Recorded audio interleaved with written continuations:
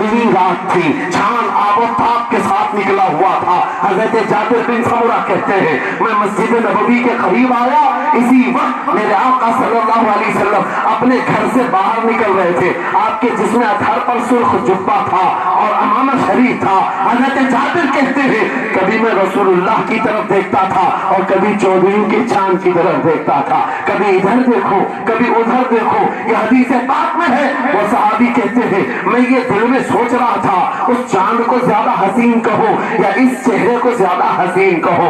اسی اثنا میں ادھر ادھر دیکھ رہا تھا، پھر دل نے یہ فیصلہ کر لیا جس کو شاعر نے کہا ہے چاند سے تشبیہ دینا یہ بھی کیا انصاف ہے، چاند میں تو داغ ہے، حضرت کا چہرہ صاف ہے۔ نعرہ تکبیر، نعرہ رسالت، نعرہ برائیوں سے بے حیائیوں سے بچنے کے لیے ایک ہی راستہ ہے، نظروں میں اپنے دل میں بسا لو اس جمال مصطفیٰ کو۔ تمہاری رات جب ہو جائے، طلب پیدا ہو جائے، اب رات کے اندھیریوں میں مجھے اپنے موبائل کی اسکرین پر یہ گندی اور بے حیائیاں دیکھ کر کے نہیں سونا ہے، اس لیے کہ یہ ایک بات بتا دوں نوجوانوں، یہ گناہ اس کی لذت تھوڑی سی ہوتی ہے، یہ کھجلی کی طرح ہے، کھجاؤ تو اچھا لگتا ہے، ہاتھ چھوڑ دو تو پھر جلن شروع ہو جاتی ہے۔ یہ ویسی ہی ہے، چند منٹوں کی لذت ہے، ہمیشہ کا داغ دھبا چھوڑ جاتی ہیں۔ یہ ایک طرح کا داغ تمہارے ایمان پر، تمہارے جسم پر چھوڑ جاتی ہیں۔ ان بے حیائیوں سے نکلو، اپنی آنکھوں کو حیا دو، اپنے ایمان کو جلا بخشو، اور تمہارے لیے ایک ہی ذریعہ ہے، بسا لو نظروں میں اس جمال مصطفیٰ کو۔ دل کے اندر ایک تمنا بیدار ہو جائے کہ مجھے دیکھنا ہے میرے مصطفیٰ کو۔ وہ تمنا کیوں نہیں آتی جو فاضل بریلوی امام اہل سنت مدینے جا کر کے کرتے ہیں؟ جب ہر کوئی جا کر کے کیا مانگتا ہے، یا رسول اللہ ہمارے گھر میں یہ فلاں چیز نہیں ہے، یہ مجھے عطا ہو جائے، بیٹا نہیں مل جائے، بیٹی نہیں مل جائے، تجارت نہیں چلتی، وہ مل جائے۔ مانگنے والے ہر کچھ مانگتے ہیں، لیکن عاشق رسول جاتا ہے بارگاہ مصطفیٰ میں کہتا ہے یا رسول اللہ بس ایک بار آپ کے چہرے کا دیدار چاہیے، ایک بار دیدار چاہیے۔ انہیں نہ دیکھا تو کس کام کی ہے یہ آنکھیں کہ دیکھنے کی ہے ساری بہار آنکھوں میں، اور جب نظر آ جاتا ہے وہ جمال مصطفیٰ تو پھر بریلی کی آواز آتی ہے پیش نظر وہ نو بہار، سجدے کو دل ہے بے قرار، روکیے سر کو روکیے، ہاں یہی تو امتحان ہے۔